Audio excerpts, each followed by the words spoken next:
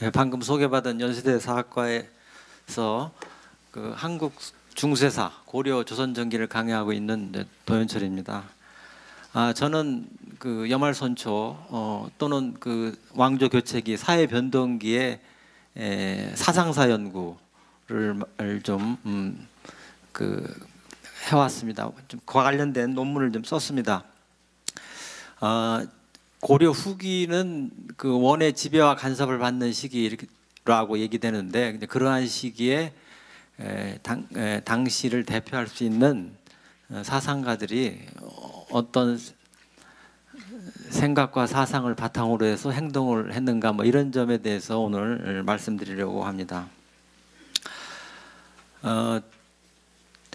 제가 5분을 이제 특이했는데요. 이 5분은 당대를 대표할 수 있는 지성이다. 당대를 이끌어가는, 선도하는, 그리고 다음 시대를 전망하는 사람들이다. 이렇게 이제 생각을 했습니다. 근데 이제 그 사람들의 그 생각이나 그거에 기반한 행동이 좀 달라서 그것이 어디서 유래했는가, 이제 그런 점을 좀 생각을 했습니다.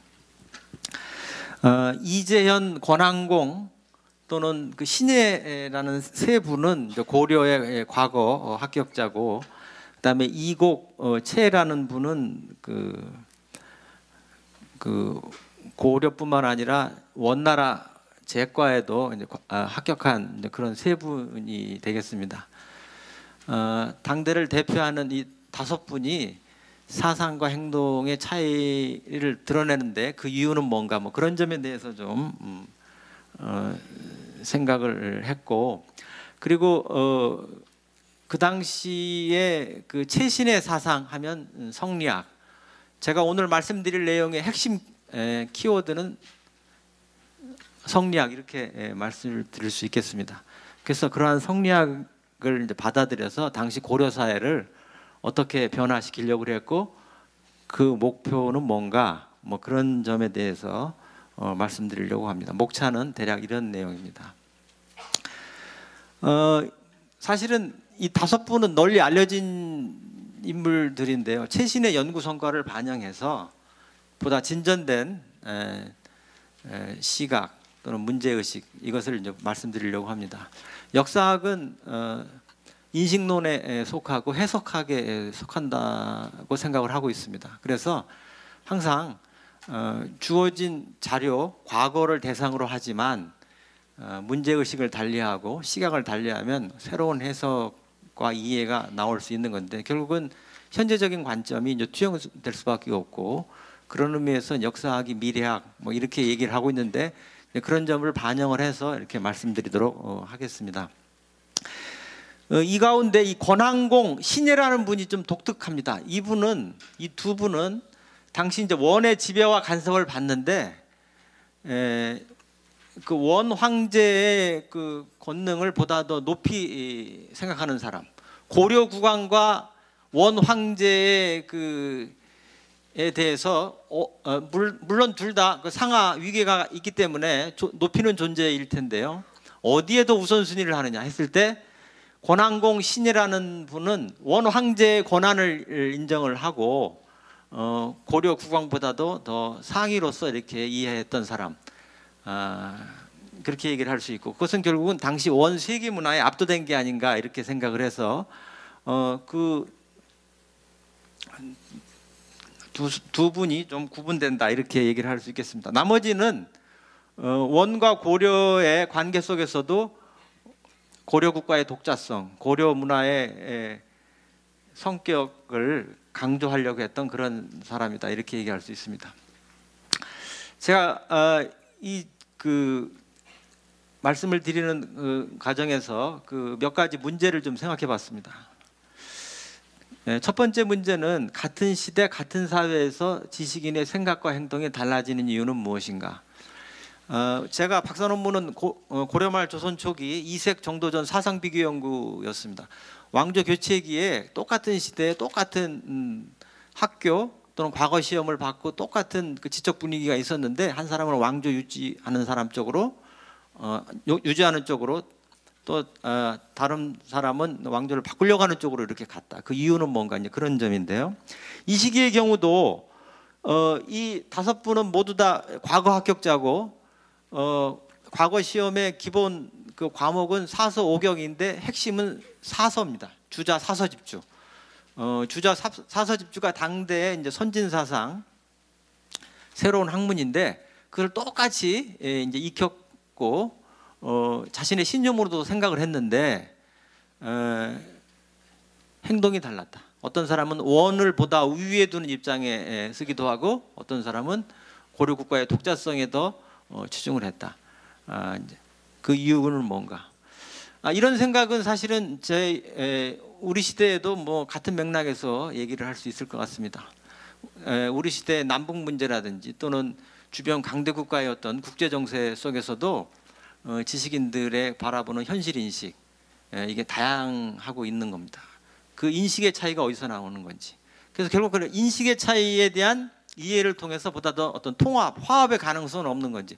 뭐 그런 점을 이제 염두에 두면서 첫 번째 문제를 생각해 봤습니다. 두 번째는 원과 고려의 관계는 무엇인가? 앞서서 그런 주제가 있는 걸 제가 이제 확인을 했는데 이제 같은 맥락에서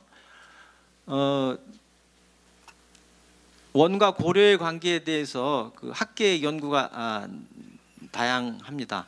한국사의 대체적인 연구는 전통적인 조공 책봉 관계다. 천자 제휴 관계다. 그리고 조공 책봉 관계는 형식적이고 의례적인 그 범위에서 질적인 차이는 없다. 이렇게 보는 입장이고 반면에 이제 동양사의 연구는 원 중심의 그 복속국을 전제로 하면서 그 원의 종속의 강도가 아주 높은 것으로 센 것으로 이렇게 얘기를 하고 있습니다. 원과 고려의 관계에서 이제 가장 중요한 것이 이제 부마국의 문제입니다. 원 세계 제국의 이제 고려 국왕이 부마로서 나타나는데 그 면을 이제 어떻게 이제 볼 거냐. 이와 관련돼서 이제 세 번째 문제입니다. 활리길사의 노비 개혁. 이것도 앞서서 아마 언급이 돼 있었을 거로 생각이 되는데요. 노비법을 활리길사라는 사람이 고려에 그 얘기를 해서 고려의 노비법을 바꿔라. 고려는 일천직천, 부모가 서로 달리 결합해서 자식을 낳을 때 부모의 한 신분이라도 천신분이면 자식은 무조건 천이다 해서 일천직천, 이게 고려의 노비법.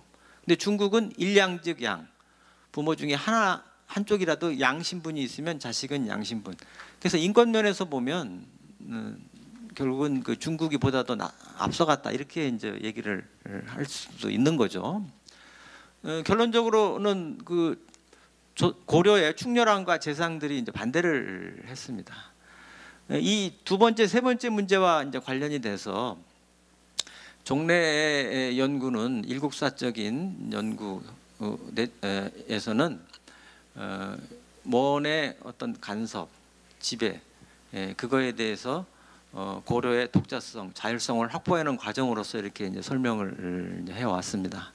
그랬을 때 이런 면을 또 우리가 종합적으로 봤을 때 어떻게 이해할 수 있느냐의 문제입니다. 그 다음에 네 번째는 이제 성리학이라고 하는 겁니다. 저는 한국 사상사는 외래사상 수용사다 이제 이런 생각을 좀 하고 있습니다. 불교, 유교, 천주교, 기독교, 최근에 신자유주의 모두 다 한국 이외의 나라에서 가져온 거고 그걸 이제 필요에 의해서 주체적으로 저희가 수용을 한 겁니다. 그럼 이 시기에 이제 성리학이라는 새로운 사상, 새로운 지식이 들어왔는데 그래서 달라진 게 뭐고 그 의미가 뭐냐 그런 거가 생각해 볼 수 있는 주제 이렇게 얘기할 수 있고요. 그다음에 이재현의 그 여러 개혁 논의 중에서 예제 개혁이 있습니다. 소목제 개혁이 있습니다. 제사 지낼 때 소와 목을 구분을 해서 그 고려 왕들에 대한 배치 문제가 있는데 그렇게 한 이유는 뭔가. 그리고 여섯 번째는 최라는 분이 동인 지문을 썼는데 그것을 이제 지은 이유는 뭔가. 이런 문제에 대해서 좀 이런 문제를 가지고 그 다음 얘기를 좀 해볼까 합니다. 이제 앞서 성리학 수용과도 관련돼서 좀 주목해서 좀 봐야 되겠다. 외래 사상을 한국사에서 적극적으로 이제 수용을 하게 되는데, 그 외래 사상 수용에 있어서 좀 경계하는 말이 그 신채호의 글 속에 있습니다. 제가 읽어보면, 우리 조선 사람은 매양 이해의 진리를 찾으려 함으로 석가가 들어오면 조선의 석가가 되지 않고 석가의 조선이 되며, 공자가 들어오면 조선의 공자가 되지 않고 공자의 조선이 되며, 무슨 주의가 들어와도 조선의 주의가 되지 않고 주의의 조선이 되려 한다. 그리하여 도덕과 주의를 위한 조선은 있고 조선을 위하는 도덕과 주의는 없다. 이것이 조선의 특색이라면 특색이나 노예적 특색이다. 나는 조선의 도덕과 주의를 위하여 곡하려 한다. 이런 글이 있습니다.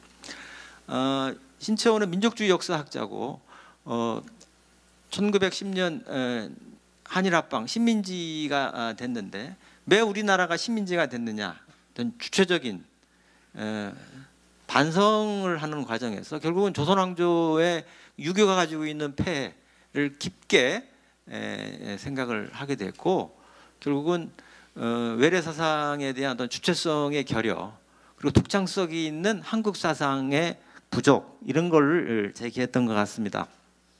그 밑에 있는 글도 이제 같은 맥락입니다. 나는 지금 전국 신진학사를 돌아보며 일대 공포를 느끼니, 저 정치, 법률 등 학문을 배우러 미국, 일본 등 각처에서 유학하는 내외 유학생이여, 혹 기중에 제2의 최치원, 제2의 김부식은 있지 않은가? 이런 두 글을 모두 다 현재로서는 받아들이기 어려운 그런 내용인데, 이분의 문제의식은 1910년대 식민지 시대를 이제 마치면서 주체적인 반성을 이제 하는 차원에서 제기된 거죠. 그래서 예를 들면 김부식과 우리가 알다시피 묘청을 이제 대비를 하면서 묘청은 자주적이고 독립적이고, 반면에 김부식은 사대적이고 종속적인 걸로 이렇게 대비를 시켜놨어요. 결국은 외래 사상에 대한 무분별한 수용이 한국을 망국의 식민지화의 어떤 길로 나가게 됐다, 이런 생각입니다.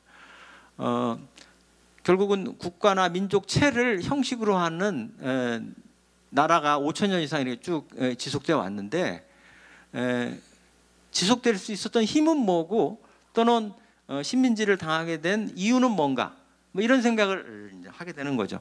지금 현대 학계에서 예를 들면 불교사에서 석가의 조선과 조선의 석가, 한국 불교는 독창적인, 동아시아 내에서도 독창적인 그런 사상이 있는 걸로 너무 공인된 얘기입니다. 또 유학의 경우도 조선시대 퇴계 율곡의 학문도 중국과 구분되는 걸로 이렇게 알려져 있죠. 지금은 받아들여지지 않고 있지만, 우리가 한국 사상사를 주체적으로 우리가 반성하는 성찰적인 차원에서 이러한 문제 제기는 새겨둘 필요가 있다. 최치원, 김부식, 지금 평가가 달라지고 있죠. 최치원은 신라 때 조기 유학을 해서 당나라에서 과거 합격하고, 그리고 새로운 문물을 받아들이고 이제 신라를 개혁하려고 하는 상소를 올렸다가 안 받아들여서 해인사로 낙향한 사람으로 돼 있고, 그 다음에 김부식의 경우는 그 묘청과 그 대항 관계에 있고, 또 묘청의 반란을 또 진압을 했습니다. 이제 김부식에 대해서 여전히 신채호의 큰 영향권에 있는 건 사실인데, 최근의 경향은 김부식의 그런 그 묘청의 진압, 그리고 삼국사기의 저술, 이런 거는 당대의 어떤 선진적인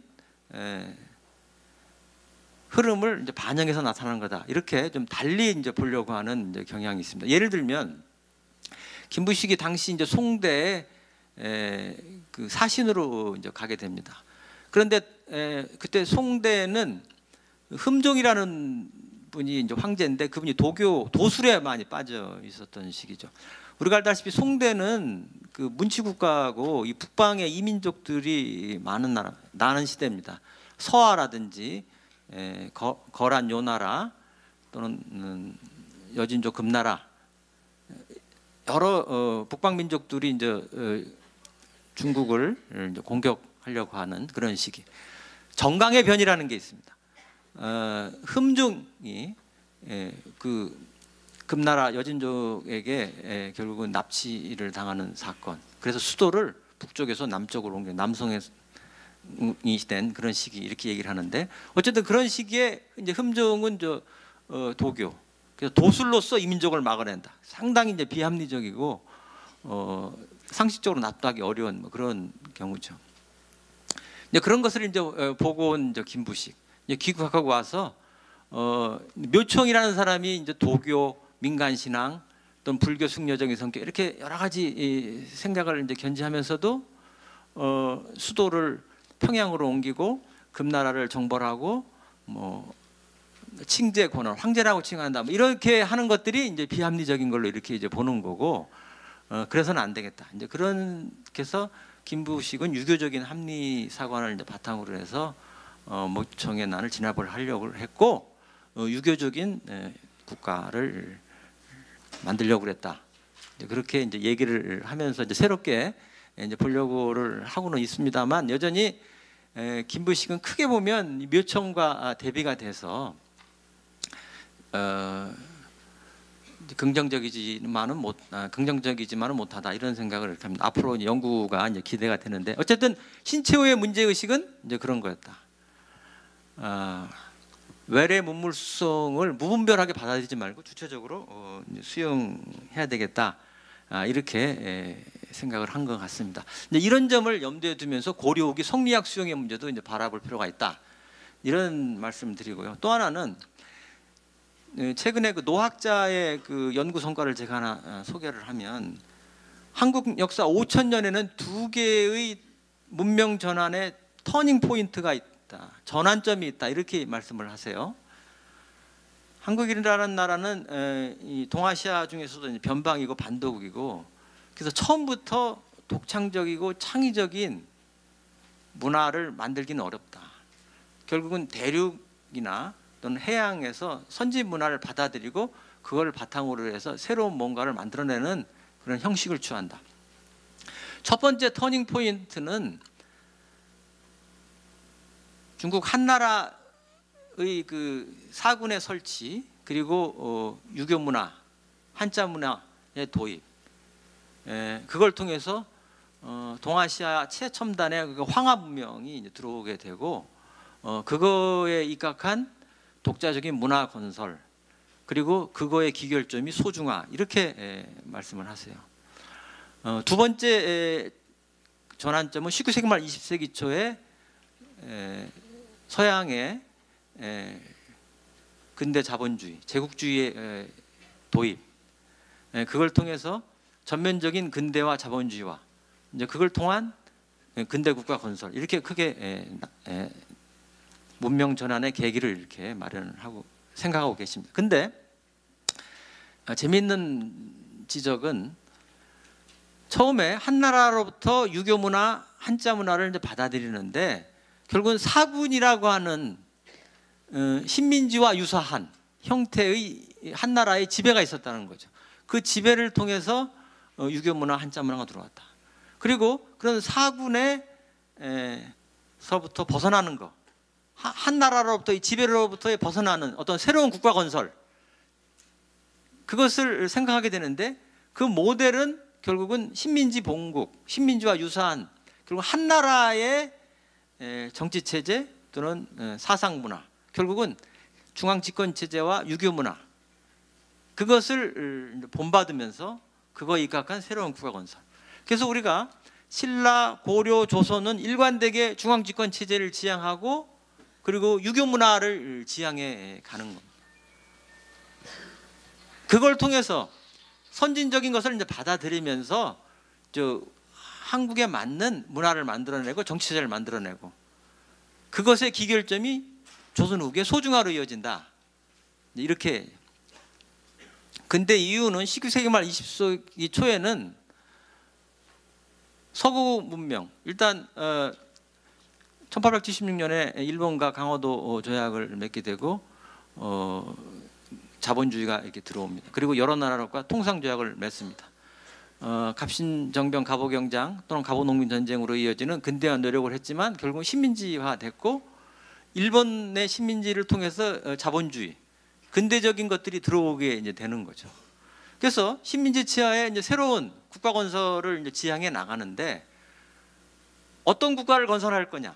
이제 그게 크게 참고된 게 일본 본국, 일본 식민진국의 근대 국가의 모델, 그리고 기타 유럽이나 미국의 모델, 이런 것들이 이제 종합이 되면서 만들어냈고, 현 단계 한 100년이 지나면서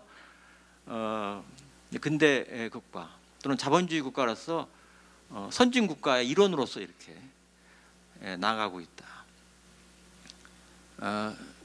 변방의 소국이지만 독창적으로 창의적인 문화를 못 만들어내지만 받아들여서 우리식대로 뭔가를 이제 만들어내가면서 선진 국가에 버금가는 그런 걸로. 우리가 개항 이전에 유교 문화를 받아들이고 소중화를 했다. 그 화이론에 입각해서 보면 종족적인 개념, 중국 한족의 개념이 있기 때문에 1등이 못 됩니다. 그 우리가 화이론은 우리가 중국 황하강의 그 한족 그리고 유교 문명, 이 세 가지를 전제로 해서 그 화이론, 중국 중심의 문명 이렇게 설명을 하는데, 그거가 전제된 이상 이 한반도에 한국은 그 최고의 국가 민족체가 되기는 어려운 거죠. 하지만 그게 버금가는 걸로 해서 소중화 이렇게 이제 되는 겁니다. 지금도 우리가 현대로도 보면 최첨단 국가는 아니지만 그에 버금가는 그런 문화, 기타 많은 그 역량을 이렇게 발휘하고 있다, 이렇게 이제 볼 수가 있는 것 같습니다. 그래서 그런 그 두 가지 터닝 포인트에 대한 이해는 한국사를 크게 거시적으로 보는데 크게 참고가 되겠다, 이런 말씀을 드리고, 그런 거를 바탕으로 했을 때 고려옥의 성리학 수용, 그것도 결국은 당대로서는 이제 최고 수준의 학문이 성리학입니다. 원나라는 세계 제국이고 그러면서 그것을 고려에 그 전례를 하게 됐습니다. 물론 좀 이따 얘기를 말씀드리겠지만 그 전례가 원나라가 본국 입장에서 제국한테 전달한 거냐, 아니면 고려가 스스로 선택해서 그것을 수입한 거냐, 이제 그거에 대한 논란이 이제 있습니다만, 어쨌든 성리학을 받아들여서 현실에 맞춰서 개혁하는 수단으로 활용했다, 이렇게 말씀드릴 수 있겠습니다. 그리고 또 하나의 이제 문제는 이 원 간섭기는 우리가 일반적으로 지금까지 이해로는 좀 부정적으로 인식이 되어 왔습니다. 그걸 먼저 보면 그 우리가 민족문화 대백과사전의 내용입니다. 원 간섭기에 고려는 왕조를 유지하고 있었지만 원의 간섭을 받게 되어 자주성이 크게 훼손되었다. 우선 고려 영토 안에 쌍송 총관부, 동령부, 탐나 총풍부 등의 원의 지방 관청이 설치되므로 영토의 일부를 상실했다. 이 가운데 동령부와 탐나 총관부는 고려의 요구에 따라 이른 시기에 반환되었으나 삼성 총관부는 1356년 무력으로 수배할 때까지 약 100년 동안 원의 영토가 되었다, 이렇게 되어 있고요. 또 이어서 보면 원 간섭기에는 고려 국왕의 계승이 원에 의해 결정되었다. 그 때문에 고려 국왕이 원의 요구를 받아들일 수밖에 없었고, 국왕이 제위 중에 원에 의해 퇴위당했거나 퇴위했던 국왕이 보게 되는 일이 여러 차례 있었다. 우리가 중조라고 하는 이제 그런 이제 표현입니다. 살아있는 왕의 교체는 굉장히 위험한 일인데도 원나라는 그렇게 해버렸어요. 종래에 없었던 일입니다. 국왕의 임명권이 결국은 실질적으로 원나라에서 이루어졌다. 우리가 4대 조공 관계에서도 보면 최종적으로는 중국의 천자의 황제의 그 승인을 받아야 되지만 대체적으로는 승인해 줍니다. 한국에서 고려 조선의 왕의 교체 일단 해놓고 이렇게 바뀌었습니다. 이 정도 이렇게 통보해주면 알았다, 알아서 해라, 뭐 이런 정도로 이렇게 끝나가는 게 이제 보통인 거죠. 그런데 이 시기에는 실질적으로 원나라가 고려왕을 교체했다 이런 얘기입니다. 뿐만 아니라 원의 간섭에 따라 고려의 정치 제도가 삼성 육부 체제에서 첨의부 사사, 이 삼성 육부는 이게 황제국 체제입니다. 근데 첨의부 사사는 제후국으로 그 관직 제제를 바꿔라 이제 이런 의미죠. 그 왕실에 사는 용어도 우리가 천자가 쓰는 용어 또는 제후가 쓰는 용어가 다른데 이걸 모두 다 제후국의 용어로 바꾸라는 얘기죠. 그래서 고려 전기 이래에 황제국 체제가 부정되고 제후국 체제가 정착되었다. 또한 원의 여러 전쟁에 필요한 군대에 물자를 제공하고 곡물 공려 등을 원나라에 보내서 커다란 피해를 입었다. 이제 이렇게 보는 게 그 민족문화 대백 한국학 중앙용에서 나온 거의 그 내용입니다. 이제 그만큼 이 시기가 전통적인 한중 관계에서 보면 종속적이고 예속적인 성격이 강하다 이런 것을 이제 보여주는 겁니다.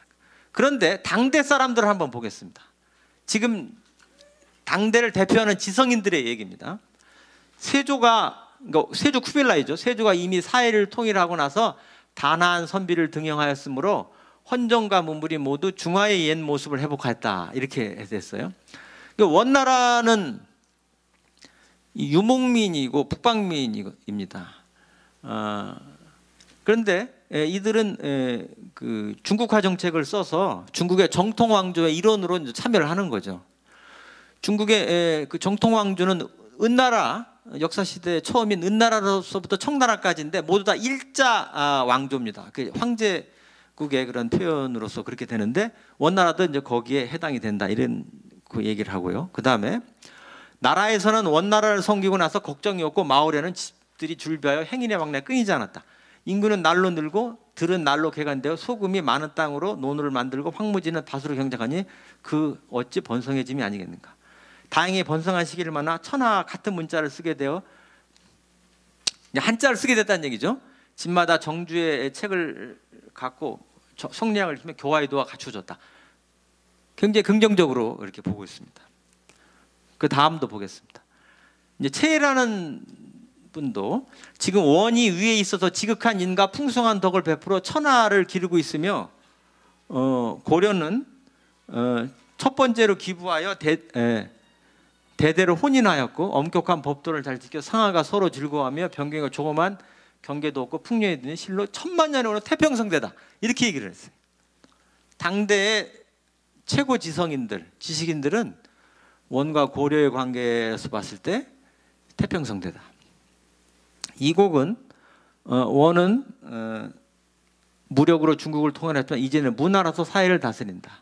황원이 그러니까 위대한 원나라는 육합을 통일하고 문계를 같이 하는 시대이고 그래서 이 오랑캐와 한족이 처음으로 하나로 통합된 시대다. 뭐 이런 우리가 그 동문의식이라고 하는 게 있습니다. 그 유교 문화에서는 그 한자를 같이 쓰고 그 다음에 삼강오륜을 같이 공유한다. 뭐 그런 의미에서 동문의식 이렇게 되는데 원나라는 북방민족입니다. 북방민족인데 중국화 정책을 썼고 유교 문화를 지향을 하면서 그러면서 전국을 유교 문화로 지배했고 더 나아가서는 동아시아 전체를 이제 유교 문화로 이렇게 지배하려고 한 겁니다. 원래 그 몽골족 원나라는 북방민족입니다. 이 유목민, 북방민하고 이 농경문화하고 농경민하고는 큰 차이가 있는 거죠. 북방민족 유목민들은 약탈경제, 이동경제 이렇게 얘기를 합니다. 기동력, 말을 이용을 해서 이제 주변 지역에 있는 물건을 이제 빼앗고 이동하면서 그래서 학교 제도가 발달하지를 못하고 문화생활이 좀 떨어지고 생산력 수준이 떨어진다 이렇게 얘기할 수 있는 거죠. 반면에 이제 농경지대는 아무래도 이제 정착 생활을 하게 되다 보니까 생산력 수준이 높고 학교 제도가 발달하고 문화 수준을 향유하고 뭐 이렇게 되는데, 이 농경지대는 끊임없이 북방 유목민의 침입을 이제 크게 이제 받게 됩니다. 우리가 중국사에서 정복왕조라고 하는 그 유목민 국가가들이 있게 되는데, 예를 들면 거란, 요나라, 여진, 금나라, 지금 얘기하는 몽골 원나라 또는 만주족 청나라, 이런 나라들이죠. 그런데 이런 나라들이 이제 중국을 지배했을 때는 한화 정책을 쓴다. 유교화 정책을 쓰면서 종래 자신들이 가지고 있었던 그런 것들을 약화시키거나 이제 포기하는 그런 형태를 갖추게 됩니다. 결국 중국 선진 문화에 빠지는 거죠. 그러면서 중국 천하를 이제 지배를 하게 됩니다. 근데 대체적으로 이제 그런 나라들이 선진 문화, 유교 문화, 이 문명국에 빠져가지고 정체성을 잃어버려요. 우리가 알고 있는 이제 거란족, 요나라 또는 청나라, 만주족, 지금 여진족 모두 다 사라졌습니다. 몽골족은 그래도 지금 남아 있는데, 몽골 나라는 있지만 다른 나라는 그렇게 사라졌다. 그 얘기는 그 주된 이유가 뭐냐? 그건 아까 신채호가 지적한 외래 선진 문화를 수용하더라도 그걸 주체적으로 자기식대로 이렇게 만들어내는 그런 힘, 능력, 이런 것에 영향이 있다, 이렇게 저는 생각을 하고 있습니다. 어쨌든 원간섭기 당대의 지식인들은 당대를 긍정적으로 봤는데, 현대 한국의 연구에서는 이걸 부정적으로 보고 있다, 이제 이런 얘기입니다. 근데 이런 것들이 이제 어디서 연유한 건가, 이런 것이 공부해야 될 과제, 이렇게 생각이 됩니다. 요 본격적으로 들어가기 전에 그 지리적인 걸로 보면 동아시아에 결국 뭐 한국과 중국을 거고, 이 빨간 표시는 이제 이재현이 이제 충선왕과 관련돼서 그 충선왕의 유배지를 가기도 하고 또는 충선왕의 유배지를 이렇게 표시한 표현입니다. 이게 그래서 이제 연경, 북경이 있고 이런데 충선왕 유배를 갔죠. 그다음에 이건 교통로와 관련돼서 그 표시를 한 거고요. 상도와 대도. 그다음에 이 그림을, 이 사진을 이제 구글에서 제가 가져온 건데, 가져온 이유는 한국사를 좀 동아시아, 특히 이제 만주와 관련돼서 깊은 관심을 가지고 가질 필요가 있다. 우리가 고대사에서 이 만주 지역과 관련돼서 예를 들면 고조선의 영역이 만주에 있다 또는 평양에 있다 또는 최근에 와서 이동했다, 뭐 이런 견해도 있습니다만, 그 이후에 고구려, 그리고 발해, 그리고 고려, 고려의 경우를 한정해서 보면 몽고의 그 침입 이후에 이제 홍복원, 홍다구 해서 홍씨 집안들이 많은 그 고려 사람들이 이제 심양 지방으로 이주해 이제 간 거죠. 그래서 이 만주 지역에 대한 그 한국 역사와 관련된 연고권, 고려 시대, 이건 뭐 조선 시대에도 예를 들면 병자호란 때도 이 청나라에서 많은 사람들이 또 이 심양 지역으로 많이 갔고, 또 일제 시대에는 역시 간도 지역으로도 많이 이렇게 가고, 그래서 이 한국사를 좀 더 동아시아 또는 만주까지 좀 확장해서 볼 필요가 있다, 뭐 이런 취지에서 제가 가져온 거고요. 이건 그 지도, 조선 후기 지도인데 개성에 관련된 그런 거지. 아무래도 이제 고려 후기를 다루다 보니 이제 개성 중심을 이제 다루게 되고, 그러다 보니까 역시 그 왕조 국가에서는 그 수도 중심으로 지배층들이 모여 살고 모든 물산이 모여드는 거고 문화가 총 망라된 이제 그런 지역이다 보니 이제 개성에 관련된 지도.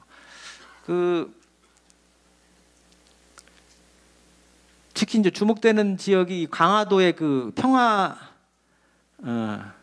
평화공원이라는 데죠. 최근에 이제 민통선이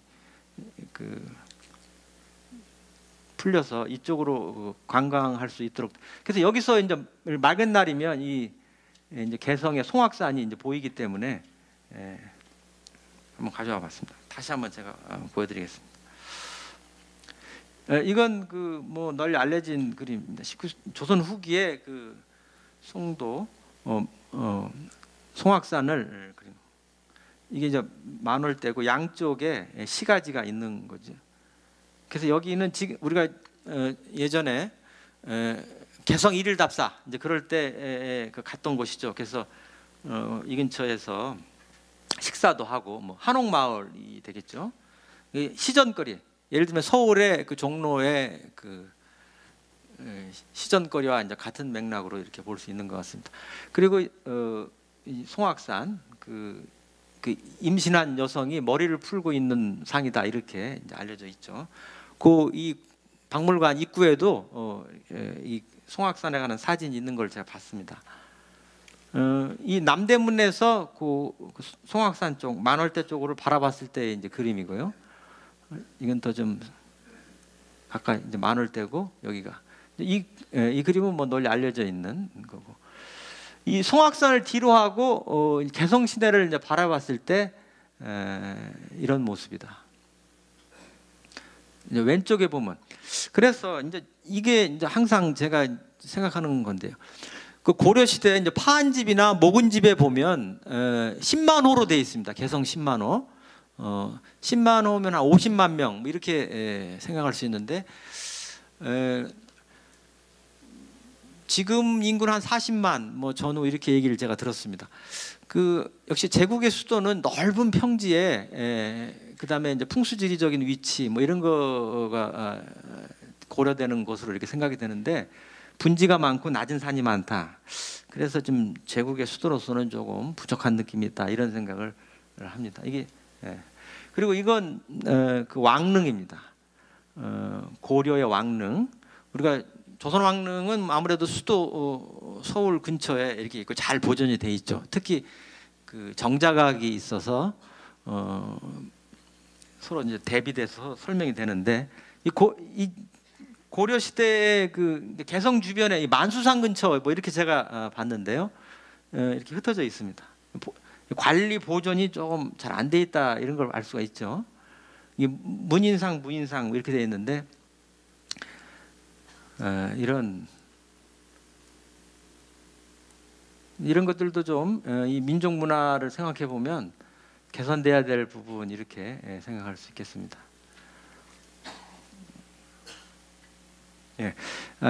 이건 그 성균관입니다. 그 개성에 있는 건데 고려 후기에 이제 성리학이 수용되고 연구하고 공부했던 곳.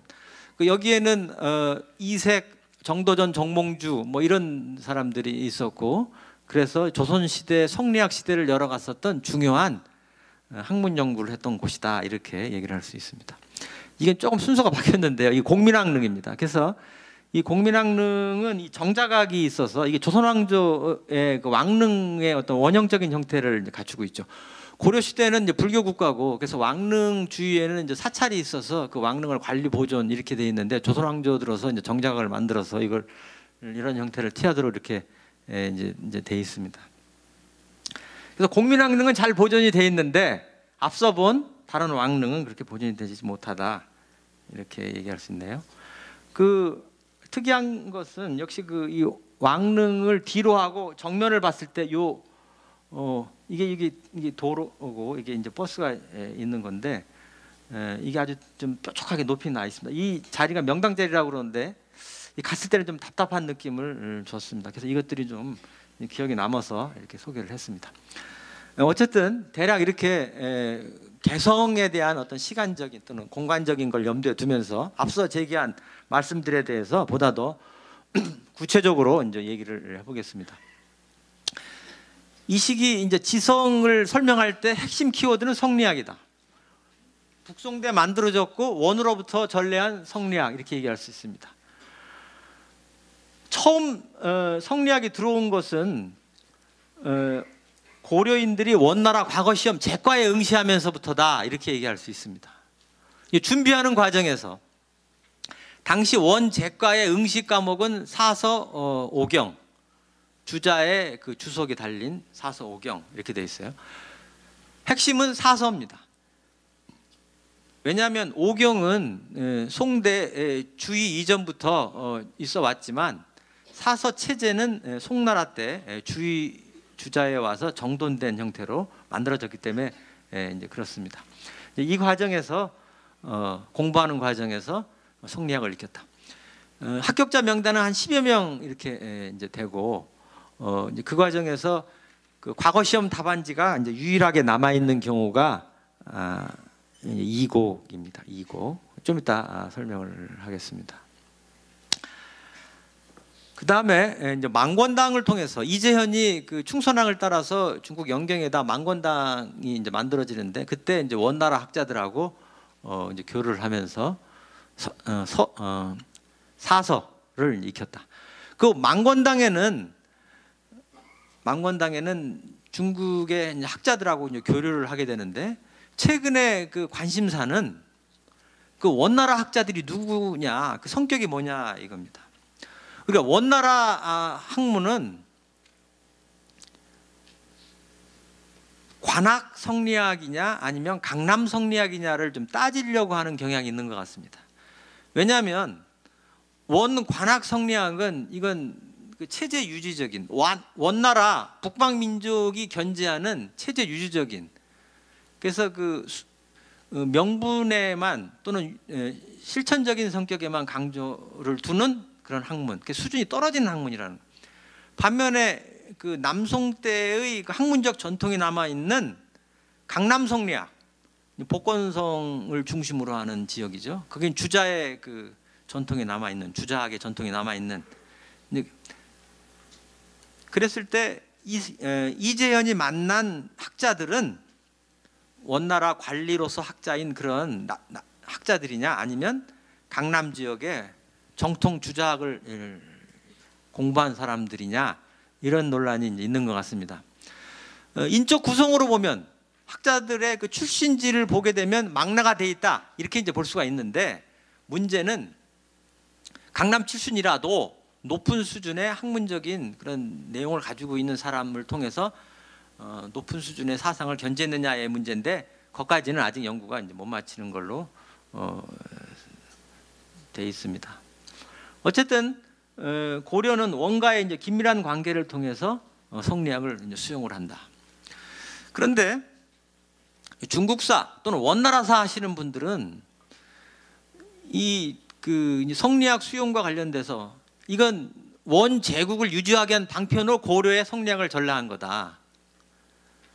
원 제가의 이민족들을 응시하게 해주고 또는 망권당을 원나라 재원을 투자해서 고려인들을 이렇게 초치를 하고 그런 것은 인위적인 거다. 원 제국을 유지하기 위한 하나의 방편이다. 좀 더 구체적으로 얘기를 하면 원나라는 유목민이고 이민족이고 낮은 수준이다. 근데 중국의 원래 한족들, 중국의 정통 한족들은 유교적인 지식 수준이 높고, 그래서 유목민 입장에서 이 한족들을 다스리기 어렵다. 그래서 이제이 오랑캐는 오랑캐로서 제어한다. 이런 논리를 통해서 고려가 우수하니까 고려를 통해서 중국 한족들을 다스리겠다. 뭐 그런 방식을 생각을 했고, 그래서 원나라가 고려의 사서를 중심으로 한 성리학을 주게 했다. 그렇게 얘기를 하고 있습니다. 그러니까 원 중심에서 고려의 성리학을 전래했다. 반면에 한국사 입장에서는 외래 사상, 남의 사상, 남의 문화는 결국은 필요에 의해서 맞지 않으면, 필요하지만 안 받아들인다. 그건 국가건 사회건 사람이건 다 마찬가지다. 주체적인 수용일 수밖에 없다. 이렇게 설명을 하고 있습니다. 양면이 다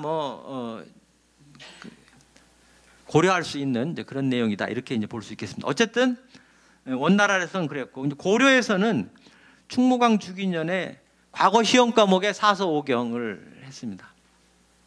그래서 사서가 처음으로 국가의 공식적인 교과목으로, 이건 국가가 주도적으로 수용한 겁니다. 국가가 주도적으로 수용한 거예요. 우리가 그 외래 사상 수용사라는 거시적인 관점에서 보면 순교자가 있습니다. 순교 문제가 있어요. 예를 들면 불교가 신라시대 때 외래사상으로 들어왔을 때도 순교자 있었고, 조선 후기 천주교 외래사상 들어왔을 때도 순교 문제가 있었고, 일제시대 때도 뭐 사회주의 뭐 들어올 때도 많은 우여곡절이 있어요. 근데 이 시기에 외래사상은 순교 없어요. 국가가 주도적으로 나서서 이렇게 수용을 한 겁니다. 그렇기 때문에 그 확산의 그 정도가 굉장히 빨리 나갈 수 있는 거가 되는 겁니다. 너무 많이 왔는데요. 그리고 공민왕 16년에 성균관을 졌는데, 이 성균관은 국가 공적인 교육기관, 최고의 교육기관인데 거기에 오경사서제를 만든 거죠. 결국 이것도 국가 주도의 성리학 수용을 보여주는 거다, 이렇게 얘기를 할 수 있습니다. 이곡은 독특한 이력이 있습니다. 원나라에 유학을 갔고 거기서 관료 생활을 했습니다. 그건 고려 과거에 합격을 한 다음에 그 다음에 그 원나라 수도 연경에 가서 본과를 시험 본 거죠. 아마 굉장히 어려웠을 걸로, 시험 준비하는데 고생이 많았을 걸로 이제 생각이 됩니다.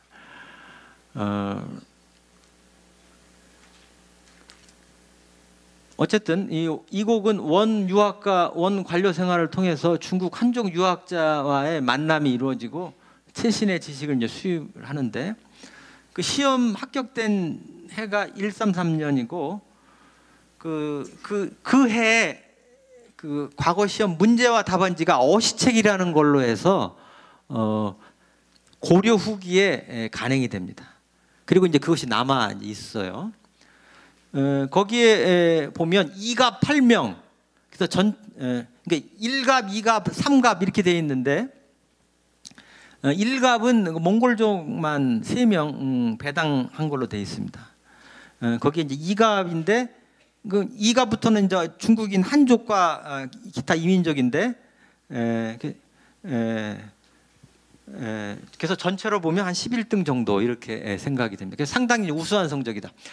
지금 그 원 과거 시험에 합격자 수가 한 10여 명 됩니다. 10여 명 되는데 대체적으로는 성적이 낮아서 지방에, 예를 들면 요양행성, 만주 지역에 있는 요양행성의 판관이나 뭐 이런 걸로 가는데, 이색과 이곡 부자는 성적이 상위에 있기 때문에 문안직으로, 그러니까 연경에 수도 연경의 문안직으로 글을 관리하는 그런 직에 맡은 걸로 이렇게 돼 있습니다. 최근에는 이제 생활사, 미시사 이런 것이 이제 발달이 이제 돼 있었어요. 우리가 유학생과 관련된, 유학생을 키워드로 하는 역사 연구 이런 것도 많이 이렇게 제시가 되고 있습니다. 지금도 외국 유학생이 한국에 오고 또 한국 사람들이 외국으로 유학을 가는데, 역시 제일 어려운 게 이제 언어 문제고, 그다음에 이제 글쓰기 문제 이렇게 되는데, 이제 그런 것들을 이제 어떻게 해냈느냐, 뭐 이런 거에 대한 관심 이렇게 되어 있습니다. 제가 1960년대 그 이제 서울대 가신 분들의, 서울대학교 입학하신 분들의 이제 얘기를 들어보면, 서울대학교의 그 본고사 문제를 치르기 위해서 대도시의 경우 그 동경대학교 그 본고사의 수학 문제를 참고했다, 뭐 이런 얘기를 하세요. 이제 그 이유를 들어보니까 그 서울대에 그 문제를 내는데 이제 그런 것들을 좀 참고를 해서 이렇게 내기도 하고 뭐 그래. 그러다 보니까 대도시에서는 뭐 그런 동경대학 문제 같은 걸 참고를 해서 준비도 하고 돌려보기도 하고 뭐 이제 그런 거죠. 그런데 뭐 예를 들면 저 계룡산, 지리산 밑에 그 깡촌에 살고 있는 사람들은 그 정보가 이제 부족하니까 그걸 접할 기회가 이제 없는 거죠. 상대적으로 합격할 수 있는 그 비율이 좀 떨어지는 이런 상황입니다. 고려의 경우는 어떠냐? 이제 이곡도 원 제가의 문제 이런 것들을 이렇게 보면서 기출 문제가 뭐가 있는가 이런 거를 한번 좀 참고를 해보고 이제 싶기도 하고, 그러는데 당시는 원과 고려의 관계가 이제 긴밀하고 또 정동행성이 있고 거기에 정동행성의 향시라는 게 발달되어 있기 때문에 이제 그걸 통해서 이제 미리 이제 준비할 수 있는 여지가 이제 있었던 것 같습니다. 그래서 그렇게 이제 비교사적으로 이렇게 과거 시험 준비를 이렇게 궁구하기도 하고 하는 그런 예를 제가 이제 본 바가 있습니다. 어쨌든 이 곡은 원나라의 그 과거 시험에 이제 응시를 하고 상위에 이제 합격을 하는데, 그때 문제는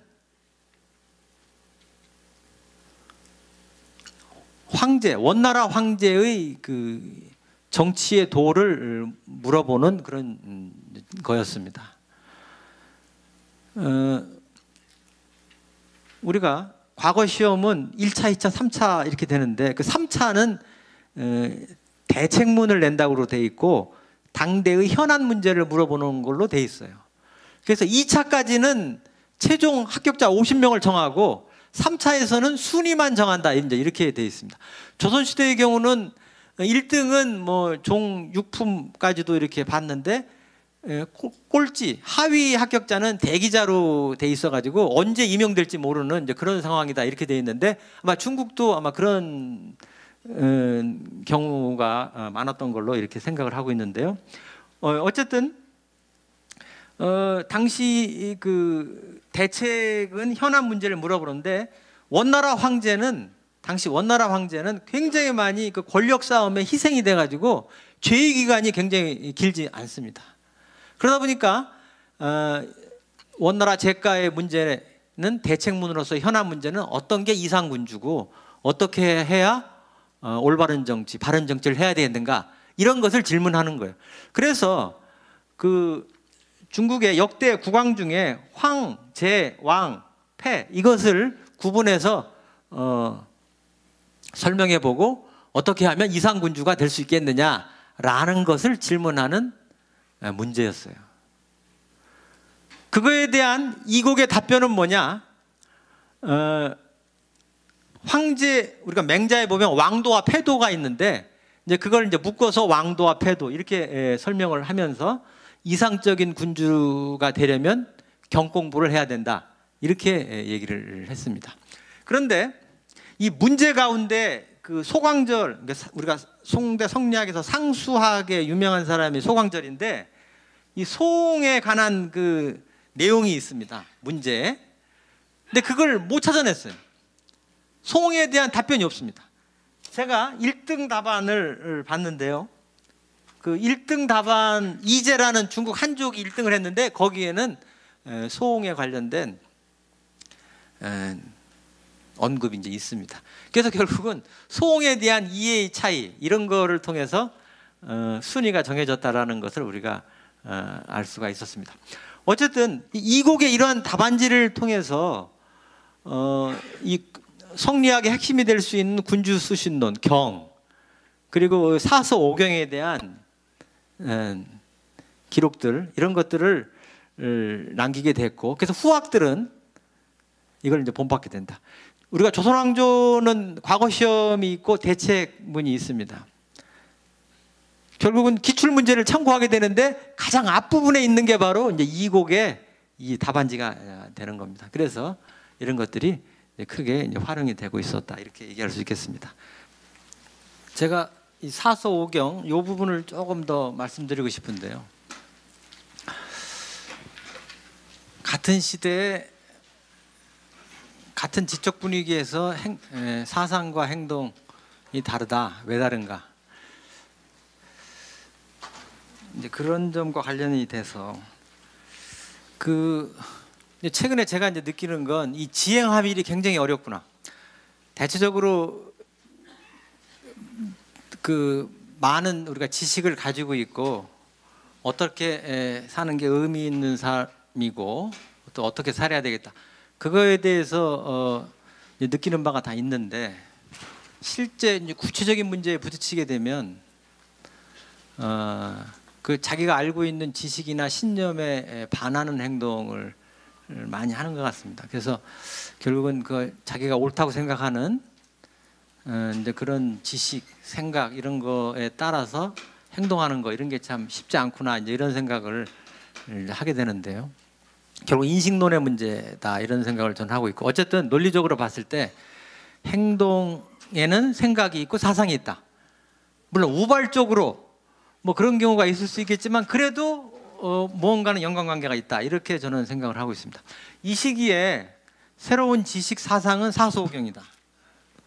당시로서는 굉장히 선진적이고 이 세상 돌아가는 거, 세계 인간 자연을 이렇게 관통해서 리기 개념으로 정돈돼서 말하고 있다, 이렇게 얘기를 할 수 있습니다. 근데 그 교과서가 사소경이다. 우리가 학생들 중고등학교, 고등학교 국어부터 대체적으로 보면 국어와 같은 문학적인 성격, 그 다음에 과학, 수학과 같은 그런 수리적인 성격, 그 다음에 사회의 성격, 이렇게 구분이 이렇게 되죠. 결국은 이 세상에 대한 나름대로의 어떤 설명이고, 대체적으로는 거기서 말해주고 있는 내용들이 있습니다. 이제 대학이나 그 이후에 와서는 그래도 심화된 내용으로 이렇게 얘기를 할 수 있는데, 같은 맥락에서 이것도 마찬가지다. 우리가 오경에서 주역, 역이죠. 역경은 우리 수리 과학적인 성격이 있고, 시는 시경, 문학입니다. 시가 가지고 있는, 서는 역사책입니다. 서경. 그다음에 예는 이제 예경 그러는데, 을의 주기, 예기 뭐 이렇게 나누죠. 그다음에 춘추는 뭐 노나라 역사책, 이렇게 이제 알려져 있습니다. 제가 대전에서 중학교 때 정한정 선생님이 역시 서영춘으로 애워라, 그 얘기를 제가 연대 학생들한테도 이렇게 하고 있습니다. 이게 굉장히 애우기 어려운데, 그때 코미디 하면은 서영춘이라고 그럽니다. 그래서 역시 서영춘 이렇게 애우라고 했는데, 이게 굉장히 애우기 어렵거든요. 역시 서 앞에 있는 게 삼경입니다. 그리고 나머지가 이제 오경, 이렇게 얘기를 할 수 있는데, 각 그 경전별로 특색이 있는 거죠. 우리 시대에 이제 수학, 과학류, 그다음에 국어 같은 문학류, 그다음에 이제 사회 같은 류, 이렇게 돼 있. 근데 우리가 이제 학생들, 고등학생들 보면 수학, 과학은 잘하는데 영어, 국어 약한 사람, 또 반대로 영어는 잘하는데 수학은 못하는 사람, 뭐 이렇게 좀 구분이 많이 이렇게 되고 있어요. 대학에서도 보면 화학과 아주 단순 명료한 것 같아요. 결국 해당 가르치는 교수들도 보면 단순 명료한 그런. 근데 이제 여러 가지 변수를 이제 고려해야 되는 부분은 좀 복잡한 이런 것을 이렇게 이제 보게 되는데, 결국은 우리가 자기가 좋아하는, 관심이 있는 텍스트 분야가 있다. 그리고 그것이 그 사람의 행동을 많이 결정해 준다, 이런 얘기를. 제가 이색 정도전을 얘기를 할 때, 이색은 춘추의 얽매였어요. 춘추는 노나라 때 역사책인데 난신적자를 경계한 책이다, 이렇게 되어 있습니다. 자식이 부모를 어떻게 하고, 신하가 임금을 어떻게 하고, 이런 것은 난신적자다, 윤리도덕적으로 용납할 수 없는 거다. 이색은 이러한 윤리도덕, 인륜, 이거를 이제 강조했고, 춘추를 중요시 여겼고, 그렇기 때문에 그가 고려 왕조의 충신으로 주어진 군신관계에 절대로 복종해야 되는 절대관계로 이렇게 이제 봤다, 이런 얘기입니다. 예경 중에 주례가 있습니다. 주례는 주나라의 정치제도, 제도입니다. 제도. 중국에서 하운주 3대, 특히 주나라가 이상적인 제도라고 하는 주제도인데, 정도전 입장에서는 고려 말기의 제도가 문제가 있다, 시대에 뒤떨어진다, 새로운 제도를 만들어야 되겠다. 그 모델은 뭐냐? 그건 주례다. 그 주례를 기준으로 해서 고려의 제도를 바꿔야 되겠다. 근데 왕조 교체가 안 되고서는 주례의 시행이 어렵다. 왕조를 바꿔야 되겠다. 결국은 정도전의 왕조 교체의 텍스트는 주례, 이렇게. 그래서 결국은 지식인, 지성인들의 어떤 선택 속에는 그 사람의 텍스트, 어떤 걸 더 강조하고 뭘 중요시하고 뭘 좋아하느냐, 뭐 이런 거와 연관이 되겠다, 이런 생각을 하게 됩니다. 그래서 이제 사상사, 지성사 입장에서 보면 그런 텍스트의 문제가 중요하다 이렇게 얘기할 수 있을 것 같습니다.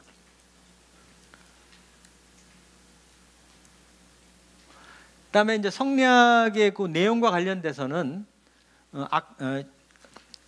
고려의 성리학은 충무광 즉위년에 이제 과거 과목으로 되고 공민왕 16년에 사서오경제가 만들어지면서 이제 들어오게 됩니다. 사서오경이 본격이 되고 그 내용으로 보면 성증리다, 성증리다. 여기서 핵심적인 건 그 노비 천민 의식입니다. 그러니까 인간은 자연의 이치다. 그때 인성은 노비건 양인이든 관료건 군왕이건 똑같은 본성이고 자연의 이치다. 이렇게 보는, 이론적으로 인간은 같다 이런 얘기 보는 거예요. 다만 이제 기질과 인욕에 따라서 신분이 생긴다 이렇게 보는 거죠. 어쨌든 이론적인 인간 평등, 그리고 그것의 연장이 노비도 하늘이 낳은 똑같은 백성이다 이런 생각. 당시는 물론 노비가 매매되는 그런 시대였죠. 그 유명한 기록이 태조 7년에 당시 이제 말 한 필이 450필이고 노비가 이제 150필이다. 그래서 노비의 가격이 너무 싸다. 올려라. 뭐 그래서 150에서 300필로 올리는 기록이 있습니다. 450필보다는 여전히 부족하지만 그래도 노비 상승을 이제 유도하는 거죠. 결국은 가치의 상승은 결국은 나중에 인간평등, 신분제 폐지로 나아가는 그런 중요한 그런 계기가 되는 건데 이 성리학 수용에서 그런 걸 보여준다. 또 하나 대표적인 게 그 이재현의 그 효행록 간행이 있습니다. 거기에 서문이 이재현이 썼는데요. 서문에 보면 전야지민으로 되어 있습니다. 이 효행록을 익힐 사람은 들이나 밭에서 일하는 농민이다. 이 효행록은 효행에 관한 기록이죠. 효행 사례를 적어 놓은 거예요. 근데 한자로 되어 있어요. 일반 농민들 모르죠. 결국은 그 상층 농민이나 또는 지배층 내에서 한자를 아는 사람들이 설명해 주는 이제 그런 방식일 거예요. 우리가 알다시피 여론 주도층이라는 게 있습니다.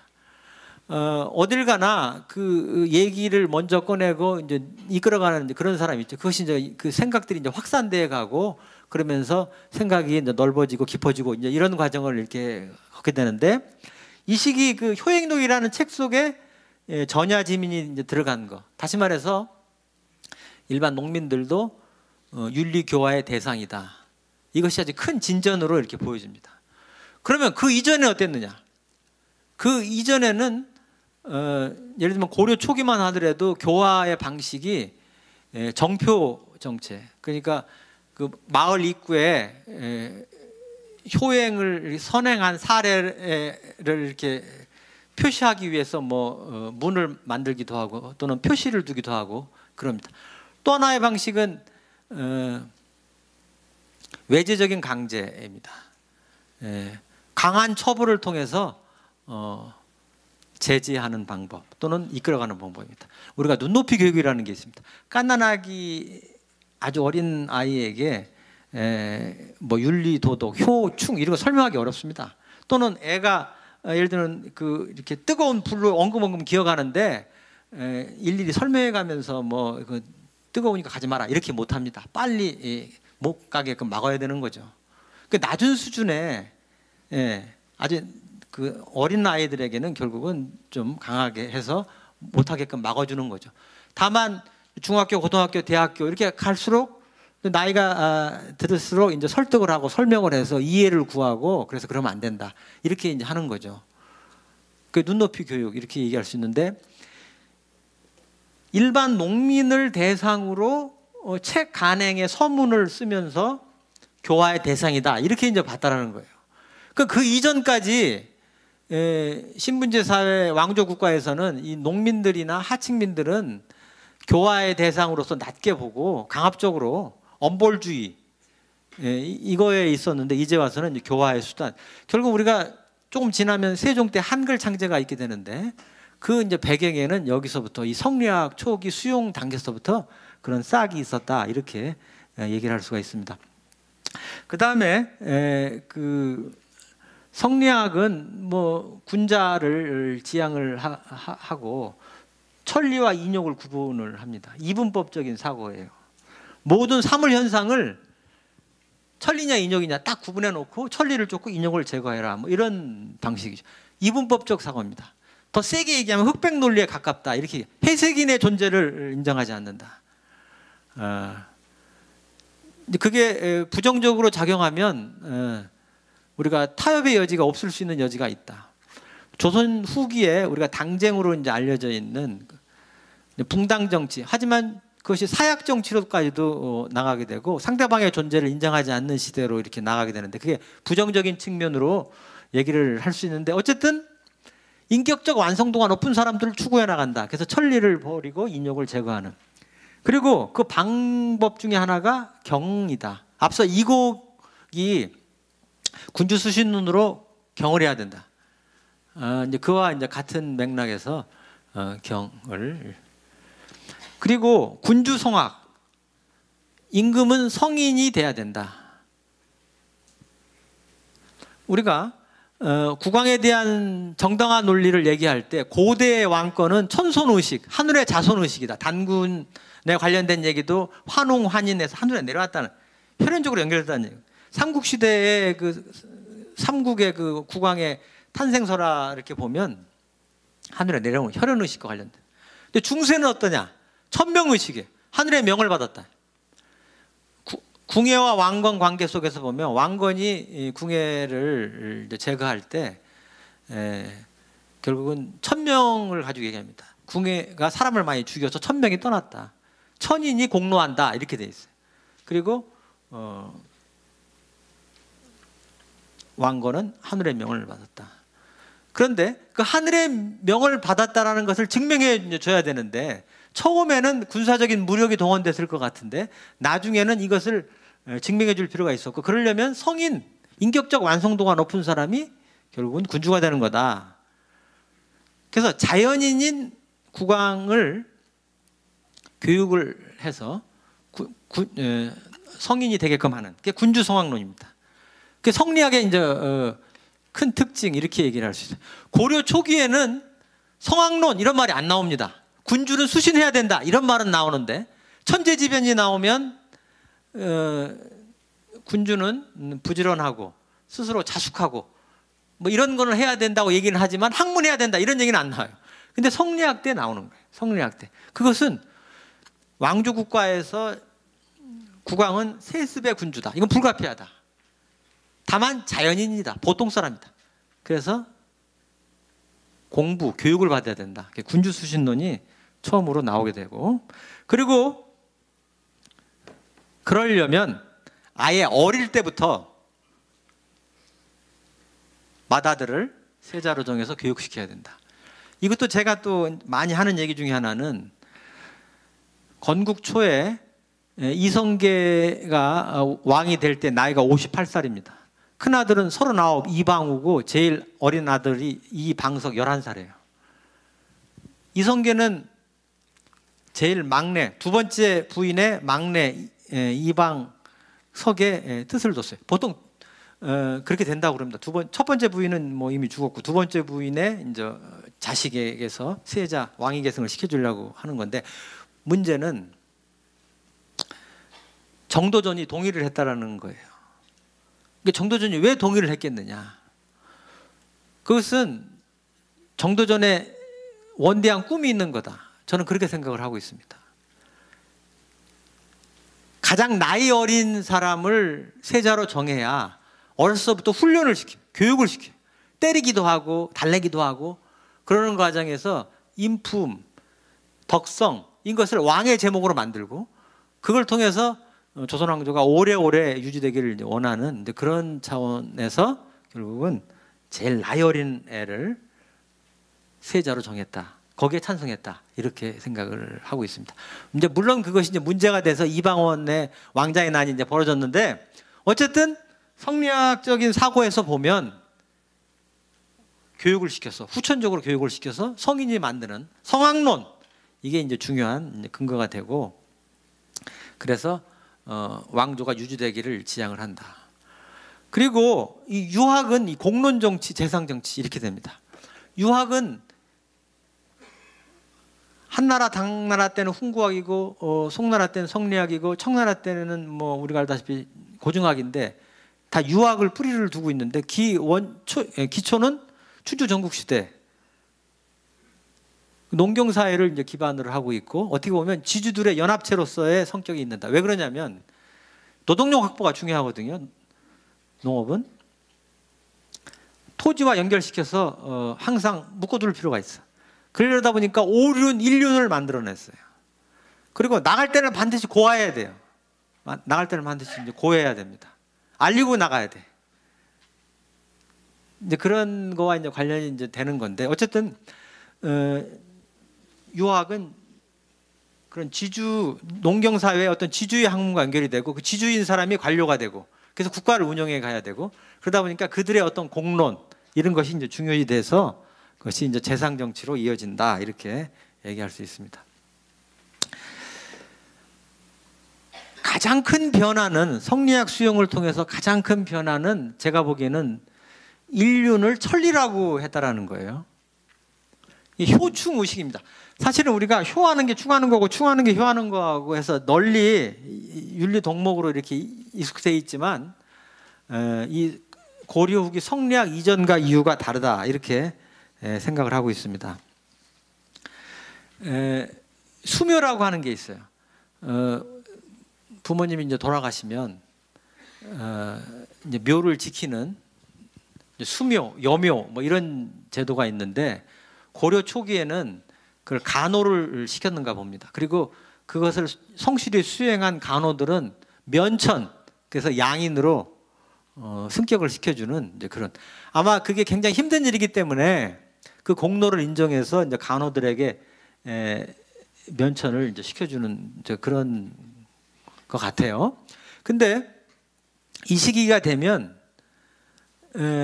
일륜 도덕, 오륜이 강조되고, 이건 천리다, 하늘이 정해준 이치다, 변경할 수 없는 절대적인 인간관계다, 이렇게 설명을 한다는 겁니다. 그 밑에 예를 들어보면, 그 가정 이곡의 글 속에 보면 한나라 관리 조포 얘기가 있습니다. 한나라 관리 조포는 변방을 지키는 아마 관리였나 봅니다. 근데 이민족의 침입에 의해서 모친하고 처자가 사라져 버렸어요. 여기에 변방을 지키는 군인으로서의 어떤 공적인 국가의식, 국가관이 있을 수 있고, 또 모친, 처자, 가족관계, 혈연관계, 이런 관계가 있을 수 있고, 서로 상충될 수가 이제 있었던 겁니다. 근데 이 사람은 끝까지 싸우다가 결국은 모친과 처자는 죽게 되고, 결국 자신도 고민하다가 자살해버렸어요. 그러니까 국가에 대한 도리, 저는 충이라고 할 수 있을 것 같아요. 충과 또는 가족에 대한, 특히 모친에 대한 도리, 이걸 효라고 할 수 있겠어요. 이것이 상충이 됐는데, 그 상충되는 과정에서 결국은 자살을 했다, 이런 얘기입니다. 근데 이거에 대해서 이제 이 곡은 맹자, 이제 사서 집주에 나오는 맹자입니다. 맹자에 보면 임금이 순임금인데 살인자예요. 아버지가 살인자예요. 그럼 어떻게 해야 되느냐? 자신은 왕인데 아버지가 살인자다. 그럼 어떻게 해야 되느냐?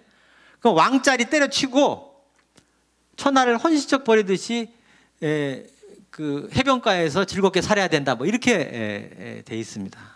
그거에 맞춰서 조포는 관직 버리고 어머니를 구해야 된다. 뭐 이런 걸로 얘기를 하고 있어요. 원래 유학은 춘추 전국시대 때 제자 백가의 하나로서 탄생을 했습니다. 나중에 얘기를 하겠지만 춘추 전국시대는 사유와 쟁탈, 부국강병을 추구하는 그런 시대예요. 춘추 시대는 주나라 왕실을 높이면서 이민족을 막아내서 구해보자, 이런 시대인데, 전국시대는 지방 제후들이 너도 나도 부국강병을 외치면서 이익만을 추구하는 이제 그런 시대, 윤리 도덕이 땅에 떨어지는 시대, 이렇게 얘기를 할 수 있는 거죠. 이때 이제 공자 맹자는 가족 윤리를, 가부장적인 윤리를 이렇게 제시를 하면서 가족적인 유대감을 이제 강조를 하는 거였다. 그래서 논어에 보면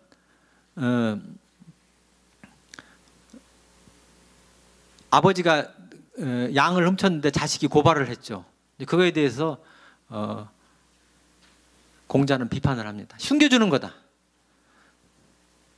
잘못된 거 있으면 숨겨주는 거다. 그래서 이 가족적인 걸 더 중요시 여긴다. 그리고 이 맹자에 봤듯이 순임금이 임금인데 살인자다. 순임금의 아버지가 살인자다. 그럼 어떻게 해야 되느냐? 왕자리 버리고 해변가에서 즐겁게 살아야 된다. 이렇게 돼 있어요. 가족 윤리를 중요시 여기는 거죠. 얘기해 보면 신하와 임금의 의견 차이가 있을 수 있고 부모와 자식 간의 의견 차이가 있을 수 있습니다. 그럼 어떻게 해결해야 되느냐? 임금과 신하가 의견 차이가 있으면 신하가 임금에게 3번까지 간언을 하고 그래도 받아들여지지 않으면 떠난다, 이렇게 돼 있어요.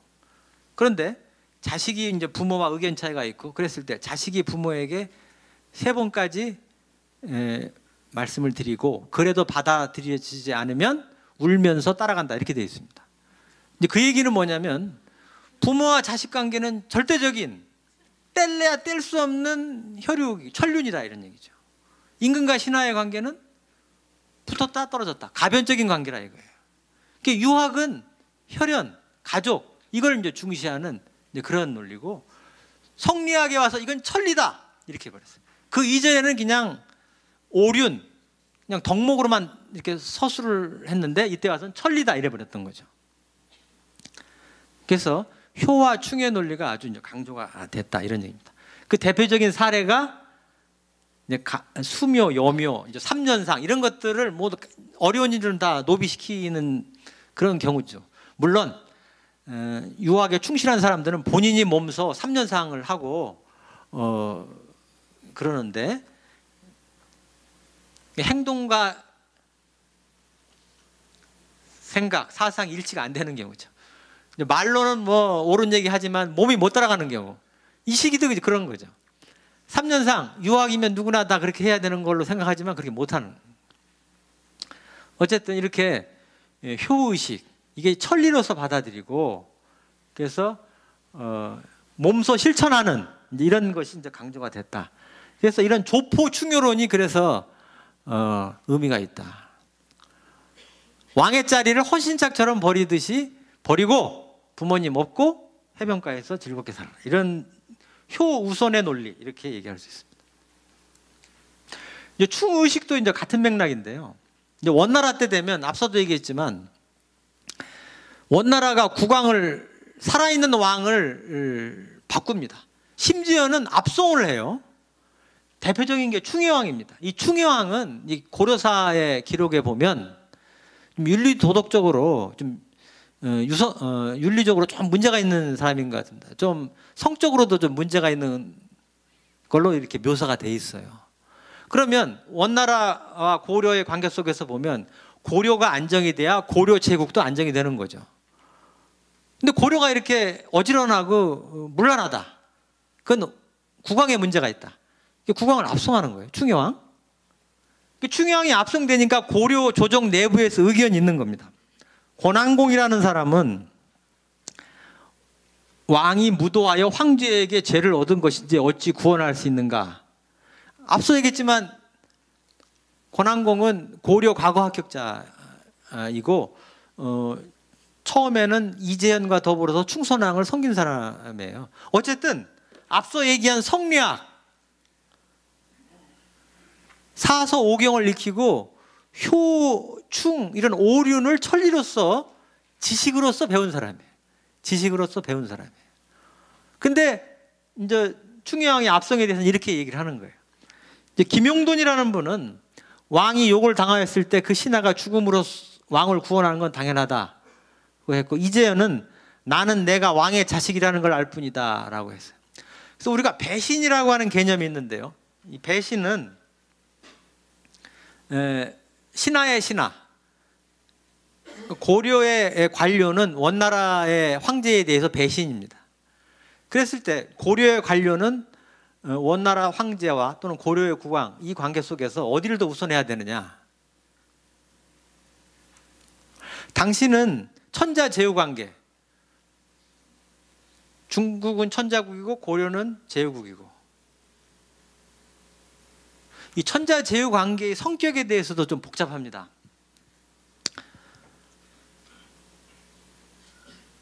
뭐 지금이나 옛날이나 우리나라는 소국이고 강대국의 영향력을 많이 받고 있는 거죠. 지금은 이제 미국의 영향을 많이 받고 있는 건데, 이 당시는 중국의 영향을 많이 받고 있어요.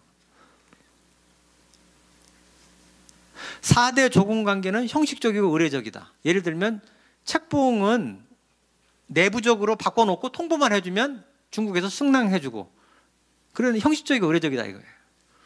조공도 특산물을 바친다 그랬지만 그게 오히려 우리나라의 상업을 발달하는데 기여한다. 왜냐하면 우리가 특산물을 중국에 바치면 그거에 대한 답례가 꼭 있습니다.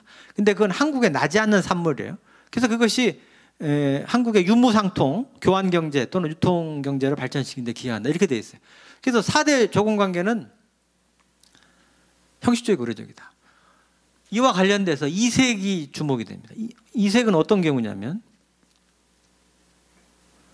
정도전 이성계가 군사력을 바탕으로 해서 왕조를 바꾸려고 그래요.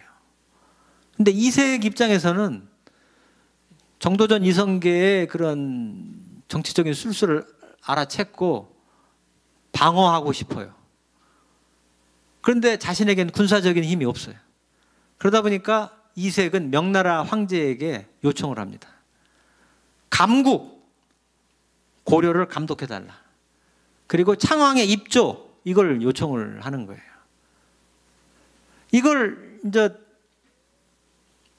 어떻게 봐야 되느냐의 문제인데, 이걸 좀 부정적으로 보면 국내 문제를 타국의 의지에서 해결하려고 그랬다. 사대적인 발상이다. 이렇게 얘기를 하기도 하고, 당시 이색의 생각 속에서 이 왕이 찬탈을 모색하는 이성계 정도전을 대항하기 위해서는 다른 방도가 없다. 중국에 의지할 수밖에 없다. 이런 걸 얘기를 하고 있습니다. 그래서 이 한국 입장에서, 전근대 시대 한국에 있어서 이 중국을 상대화시켜서 봤을 때 중국을 어떻게 봐야 되느냐. 그 조선시대에 또 다른 연구에서 보면 파병 논의가 있습니다. 그 연구에 의하면 명나라가 지속적으로 조선 왕조에 군대 파병을 요청을 해요. 세종 때, 성종 때, 중종 때. 세종 때에 파병 요청했을 때 세종 때 거절을 합니다. 성종 때도 일단 하자. 그러다가 이제 안 보냅니다. 중종 때는 거꾸로 요청도 안 했는데 파병을 합니다. 중종 때는 왜 그러느냐? 그 연구에 의하면 중종은 중종반정, 연산군을 쫓아내고 왕이 된 사람이고, 그런데 그 중종의 그 왕위 계승을 명나라한테 허락을 못 받았다고 그래요.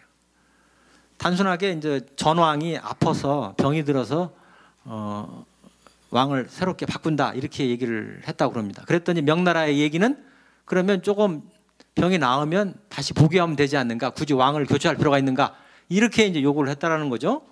그러니까 중종 입장에서는 굉장히 난감을 하게 되고, 명나라의 그 입장을 살펴야 되기 때문에 요구도 안 했는데도 만주 지역의 정세를 보고서 명나라의 군대를 파병했다. 결국은 중국과의 관계에서 이 조선은 주체적이고 선택적이다, 이런 얘기를 할 수가 이제 있는 거죠. 그러면 이 경우는 어떻게 설명을 할 수 있겠는가, 이런 얘기입니다. 1876년에 서양의 여러 나라들이 조선 왕조와 통상조약을 맺는데, 4대 조공 관계인 조선은 독립국이냐 종속국이냐, 그거에 대한 해석이 필요하다, 이제 그렇게 요구를 했다고 그럽니다. 이제 그만큼 이 4대 조공 관계의 성격 파악이 굉장히 이제 어려운 측면이 이제 있는 겁니다. 이 시기에도 국왕의 잘못에 대해서 원나라에서 왕을 이제 압송했다, 이제 이렇게 되는 거죠. 결국은 충의왕은 원나라에 의해서 압송이 되고, 그래서 저 광동현 지역으로 유배 가다가 거기서 죽는 거로 이렇게 돼 있습니다. 그만큼 고려의 왕권이 미약하다, 권위가 실추됐다, 이렇게 볼 수 있는 거죠. 사실 그 이전에 무신 집권기의 최충원은 뭐 4명의 왕을 옹립하고 6명의 왕을 이제 갈아치고 그런 시대. 왕조 국가인데도 살아있는 왕의 교체를 단행했던, 그래서 무신 집권기 원간섭기 이 시대는 국왕의 권위가 많이 떨어졌던 그런 시대다. 이거에 대해서 성리학은 이론적으로 이제 충의식을 이렇게 강조를 하면서 이제 국왕에 대한 충성을 유도를 했다, 이렇게 얘기를 할 수 있습니다. 그 다음에 이 성리학과 관련돼서 또 큰 특징이 하나는 이 경입니다. 부지런함, 이런 게 있습니다. 부지런함은 뭐 사람의 기본 덕목으로 되어 있습니다.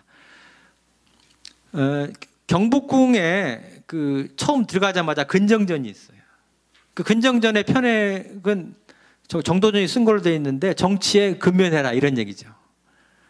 근데 8개월 후에 고 근정전 앞에서 과거 시험을 이제 치르는데 그때 문제 출제자는 정도전이에요.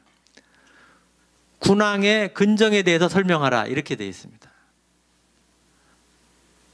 부지런함이 가지고 있는 의미를 설명하라고 하는 거죠. 근데 그 부지런함이라는 것이 좋은 데 쓰는 경우가 있고 나쁜 데, 도둑질을 하기 위해서 아침 일찍 일어나 가지고서 부지런하다, 이렇게 우리가 가치 개념을 좀 생각해 볼 필요가 있다. 맹자에 보면 중국에서 이상적인 군주가 순임금이거든요. 일찍 일어나서 어떻게 하면 백성을 편안하게 하고 나라를 부강하게 만들까, 근면한 사람이에요. 근데 도둑의 근면함, 남의 물건을 몰래 빼앗으려고 하는 근면함이 있는 겁니다. 맹자는 이 두 근면함을 구분을 하고 구분해야 된다. 어떻게 구분하느냐? 그것은 경이다. 그래서 앞서도 얘기했지만 군주 수신론이든 의와 이의 구분이든 경법, 경건한, 긴장하는 이제 그런 거를 이제 강조를 합니다. 시경에 보면 살얼음을 걷듯이 항상 긴장하고 조심하고 어떻게 올바른가를 따지고 그렇게 이제 살으라는 것을 강조를 하고, 유학이 굉장히 힘든 그런 거죠. 어떻게 뭐 긴장하면서 살 수, 매번 긴장할 수 있겠습니까? 어쨌든 유학은 그렇게 주장한다. 그런데 이 시기에 보면 이 경과 자선이 유사하다, 이색의 표현입니다. 경은 논어에 보면 주일무족으로 되어 있어요. 하나에 몰두하는 것이 있어서 그걸 통해서 마음을 편안하고 안정되게 하고, 그래서 어떤 것이 옳은 거냐 그런 거냐를 구분한다. 좌선은 이 시기의 경우는 저번 시간에 주제가 가나선으로 이렇게 되어 있던데 화두를 참고하는 거예요. 문제가 있습니다. 그 문제를 궁구한다 이거예요. 근데 유사합니다. 그 문제라는 게 결국 예를 들면 뜰 앞에 잣나무, 개에게도 불성이 있는가, 뭐 이런 것을 계속 궁구해 나간다, 이런 얘기잖아요. 경도 주의를 하나에 몰두한다, 이런 얘기거든요. 형태론적으로 굉장히 유사한 겁니다. 그런데 본질적으로 다르다. 어떤 면에서 다르냐? 경에는 천리를 내포하고 있다. 인간이 인간으로서 지켜야 될 도리 개념이 있다, 이런 얘기입니다. 좌선은 그게 없다, 이런 얘기입니다. 그래서 우리가 유교, 불교를 구분할 때 유교는 불교를 짐승의 종교다, 이렇게 얘기를 하거든요. 왜 그러냐면 가출을 허용해요. 출가를 허용해요. 부처 깨달음을 얻기 위해서 부모 장식 끊어버리고 언제 올지도 몰라, 가버려요. 안 와. 근데 유학 입장에서는 나갈 때는 고하고 나하고 들어오면 반드시 또 고해야 되고 그런 거거든요. 그래서 이걸 좀 더 확장해서 얘기를 하면 유학은 농업이고 불교는 상업과 연결된다. 상업, 물건 팔려고 전국을 돌아다니고 또는 세상을 또 돌아다닙니다. 언제 올지 몰라요. 마치 부처 깨달음을 얻기 위해서 전국을 돌아다니고 국경을 넘기도 하고 이제 그런 경우, 그렇게 이제 대비가 된다 이렇게 얘기할 수 있습니다. 그런데 형태적으로 보면 유사해요. 경은 하나에 몰두한다. 좌선은 화두를 참고한다. 형태적으로 유사하죠.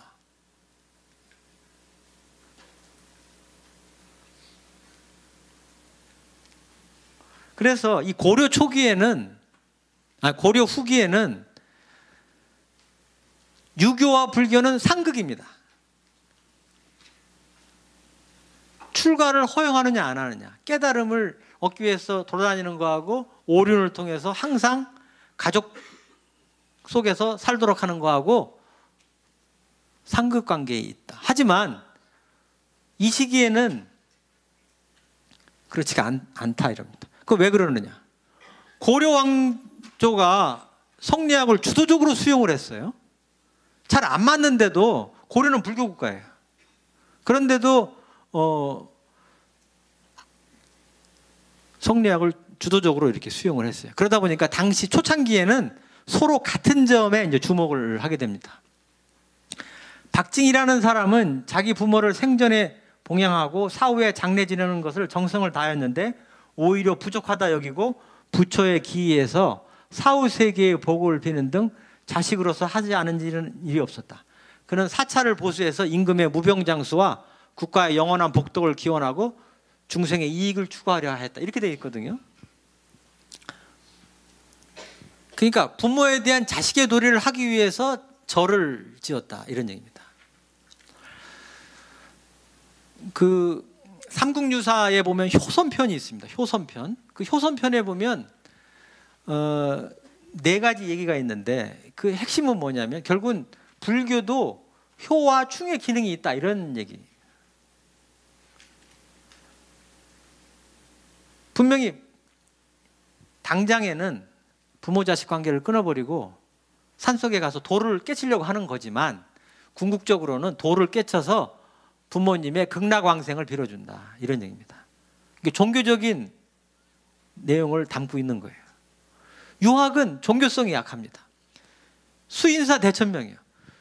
신이나 죽음의 개념을 부정은 안 하는데 수인사 대천명이에요. 현실 속에서 어떻게 해결해봐라 이런 얘기인데, 반면에 불교는 내세와 구원, 그래서 극락왕생을 통한 영원한 삶을 얘기를 하는 거거든요. 그래서 유학이 이제 그런 부분이 이제 부족돼 있었는데 이제 불교학을 해결해 준다. 그래서 불교는 효충 기능이 있다. 한마디로 얘기하면 그냥 그런 거죠. 충 개념과 관련돼서도 우리가 팔만대장경의 작성 이유도 거란족 때 초조대장경을 통해서 그 초조대장경을 만든 이유가 거란족의 침입을 막기 위해서 만들었다. 그러듯이 몽골족의 침입을 막기 위해서 제조대장경을 만든다. 이렇게 돼 있거든요.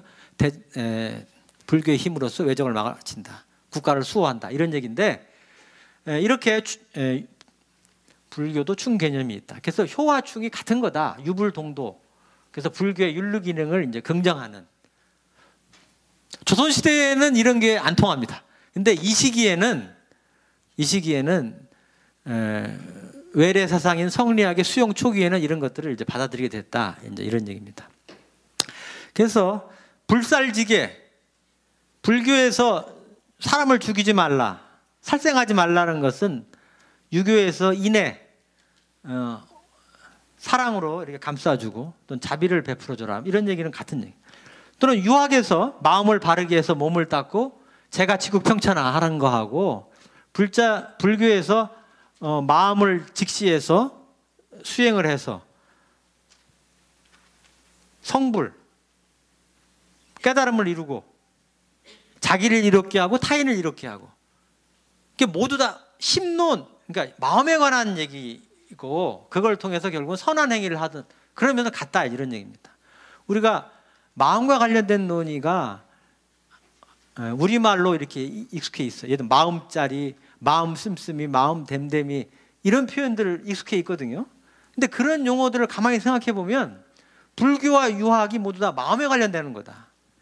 유학도 이렇게 경을 해라. 이게 마음속에 있는 문제.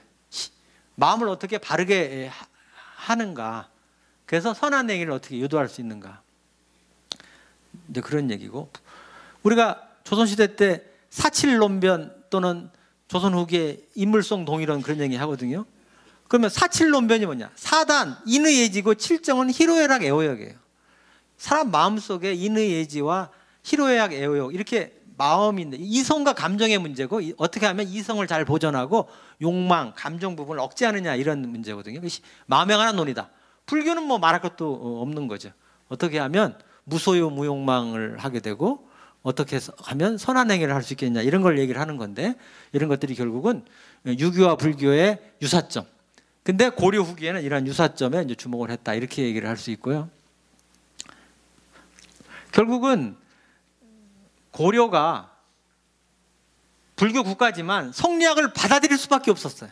당대로서는. 그렇기 때문에 불교와 유교의 유사점에 주목할 수밖에 없었다 이렇게 얘기할 수 있고, 원론적으로 얘기하면 주자 시대는 성리학은 이단입니다. 불교는 이단입니다. 성리학 입장에서 보면. 왜냐하면 12세기의 송나라 시대는 이민족과의 그 치열한 쟁탈이 벌어지는 시기예요. 금나라 여진에 의해서 앞서 얘기한 정강의 변으로 수도가 항주로 남쪽으로 내려왔어요. 그래서 금나라가 언제 내려올지 몰라. 또 서하라는 이민족이 언제 내려올지 몰라요. 그렇기 때문에 주자라는 사람은 이민족을 방어해야 되겠다. 사상사적으로 주자학을 정립해서 이단 배척의 논리로서 성리학을 만들었어요. 근데 불교는 인도의 종교, 이민족의 종교예요. 그러다 보니까 그것이 불교 배척으로 이어지는 거죠. 그래서 성리학은 정통의 확립, 정학의 확립, 이단 배척 이렇게 나가는 거죠. 조선시대는 그렇게 돼버렸죠. 근데 이 수용 시기에는 성리학이라는 학문이 원래 그런 거지만 고려시대가 불교 국가다 보니까 배척하지 않고 일단 좋아하고 서로 존중해주는 그런 방향으로 나갔다. 이 당시에 이단, 불교는 이단이다 이런 말은 있어요. 하지만 실제로 이렇게 생각하지 못했다. 결국 이런 것은 정도전 때 와서야 비로소 이렇게 이루어졌다 이렇게 얘기할 수 있습니다. 그런데 이 불교의 윤리기능 긍정은 이 문치 사회를 지향한다. 저는 유교의 특징을 문치 사회다 이렇게 생각을 하고 있습니다. 성선설의 기초에서 개개별적인 인간에 대한 그 인격을 인정해주고, 그래서 서로 대화하는 가서 소통을 하고 합의점을 찾고 뭐 그러는 과정인 거죠. 반대가 되는 게 우리가 법가 이렇게 되는데, 법가는 인간의 성품이 악하다. 그래서 외제적인 강제, 법률적인 제재 이런 것을 얘기를 하는데, 유학은 성선설의 기초를 해서 성선설의 기초를 해서 상대방을 존중해주는 그런 사회를 지향을 한다 이렇게 얘기를 할 수 있고, 이것은 불교도 결국은 무소유 무욕망이라든지 또는 자비를 베푼다든지 이런 것들은 결국은 선한 사회를 지향하는 거거든요. 결국은 같은 맥락에서 평화롭고 안정된 사회를 이제 지향하는 거고 같은 맥락이다. 문치 사회를 지향한다. 그래서 불교식 문치 또는 유교식 문치 이것이 가능하지 않는가 이렇게 생각을 하고, 이곡의 글 속에 보면 불교가 허물을 종지로 삼아 악을 행하지 말고 선악을 행하라는 주장하는 것은 이 마음을 미루어서 세상 사람들로 하여금 선을 좋아하고 악을 미워하는 유교의 인수의 세상, 인이 충만한 세상을 만든다 이런 얘기거든요. 이런 것은 서로 통한다 이렇게 이제 보게 되고, 결국은 핵심에는 이런 지행합일과 관련이 돼서 마음의 수양 그리고 그걸 통한 선한 행위 이걸 얘기를 한다고 말할 수 있겠어요. 이건 시간이 안 돼서 잘 못하겠습니다. 아마 원고려 관계 얘기도 했었을 텐데 이건 넘어가겠습니다. 결국 뭐 이것도 반복되는 얘기인데요. 국왕의 유배와 압송이 있습니다. 충선왕이 유배를 갑니다. 이거에 대해서 이재현이라는 사람은 원나라 황제보다는 고려 국왕을 얘기하는 거고, 이것도 앞서 나온 얘기인데요. 충의왕이 압송이 돼요. 권한공은 왕이 무도하여 죄를 얻은 건지 어찌 구원할 수 있는가, 뭐 이렇게 얘기를 했어. 그리고 이 시기에는 입성론이 있어요. 그러니까 중국의 성으로 편입시키자. 이것도 이제 고려 원관계 속에서 언급이 돼 있을 거라 생각이 되는데요. 입성론을 주장하는 사람들은 세계주의자입니다. 원 중심의 세계관을 가지고 있죠. 정동행성, 고려를 없애고 중국의 하나의 성으로 편입하자, 이런 얘기거든요. 이런 거에 대해서 당연히 이제 반대를 하는 겁니다. 역사 속에서 보면 국가와 민족체를 형식으로 하는 국가는 유지되어 왔어요. 근데 그것을 이제 부정한다. 세계 문화에 압도돼 가지고 지금 같으면 미국 문화, 옛날 같으면 중국 문화에 압도돼 가지고 국가를 없애자. 이런 것은 당시 유학자 입장에서는 이제 받아들이기 어려운 측면이 있는 거죠. 근데 하나 더 주목되는 것은 중국인 관리도 반대했다라는 겁니다. 입성론을 주장한 사람은 부원배인데 중국인 관리도 반대를 했어요. 핵심은 뭐냐? 고려는 경제적 가치가 낮다라는 거예요. 산이 많고 바다가 많고 풍요로운 균형이 없다. 공영 경비가 많이 들고 관리 복록을 줘야 되고 군대가 주둔해야 된다. 입성 주창자인 이 사람들은 고려를 배반한 자다. 뭐 이런 이유를 해가지고 결국 국가 간의 관계는 실리 외교다. 자국의 이익을 위해서 이런 걸 한다. 이렇게. 공료에 대해서도 역시 이곡이라는 분이 이제 반대. 이곡은 원 관료 생활 13년을 했어요. 그 원의 세계 문화에 압도될 수 있었음에도 불구하고 그렇지가 않아요. 고려 국가의 독자성, 자율성, 그 앞서 얘기한 권한공하고 이렇게 대비되는 이제 그런 인물이 이제 되겠습니다. 이재현이 소목에 대한 개혁을 주장했는데 그 왜 그랬느냐? 그건 앞서 얘기와 연관이 돼서 이 사람은 충선왕의 압송에 대해서 유배에 대해서 반대를 했고 충의왕의 압송에 대해서 반대를 했어요. 근데 그러면서도 군주수신론을 주장하고 소목제도를 주장했어요. 이걸 왜 주장했느냐? 그것은 고려 국왕의 제사 체계, 소목 체제를 이렇게 정비하는 과정에서 고려 왕위 계승의 정통성을 이렇게 확인하려고 하는 이제 그런 거고, 왕위 계승의 객관성, 합리성, 이걸 도모하면서 원나라로부터 흠을 잡히지 않기 위해서, 고려는 오래된 나라고 왕조가 나름대로 합리적인 원칙에 의해서 이어졌고 그렇기 때문에 왕의 교체를 함부로 하지 말아라, 이런 것을 얘기해 주려고 한 거다, 이런 얘기입니다. 그리고 이채라는 사람이 동인지문을 짓는데요. 그 중국 사람하고 만나는데 니네 나라는, 고려라는 나라는 문장을 지은 게 있느냐, 있으면 하나 보여줘라, 이랬던 겁니다. 그래서 채에는 그것을 아주 부끄럽게 생각을 해서 돌아와서 책을 만들 생각을 해가지고 최추원부터 충렬한 때까지 작품을 모아서 이렇게 만들었다, 이런 얘기고요. 결국은 한자 한문으로 정서를 담는 거거든요. 사실은 이제 우리식의 우리가 만들어낸 문자는 아니에요. 근데 한자 한문으로 고려인의 정서와 생각과 이 세상을 글로써 이렇게 담는 게 쉽지 않은데 이제 그것을 이제 해낸 것을 볼 수 있다. 이색이나 허균 이런 분들은 분명히 한자 한문을 쓰는데도 중국을 능가하는 그런 작품을 남긴 걸 우리가 이제 알고 있는 거죠. 그것이 결국은 이제 고려인들 또는 조선 사람들의 힘, 이렇게 얘기를 할 수 있겠습니다. 그래서 결국은 이 성리학 수용은 앞서 얘기한 대로 춘추 전국 시대 때의 그런 쟁탈의 시대에 혈연 가족을 통해서 이걸 좀 안정시켜 보자라는 그런 생각, 그리고 이제 문치 사회를 이제 구현하려고 하는 거다, 이런 얘기입니다. 그리고 이제 제가 처음에 이제 얘기한 거와 이제 관련이 돼서 우리가 그 같은 시대, 같은 사회에 살면서도 생각의 차이가 심하다, 아주 심하다. 물론 유사한 경우도 있지만 심한 경우가 있고, 이렇게 대립되는 경우가 있는데 이걸 어떻게 하면 수습할 수 있을까? 이런 것들 우리가 과거 역사 속에서 이렇게 살펴보면서 그 지혜를 얻을 수 있겠다. 뭐 이런 생각이고요.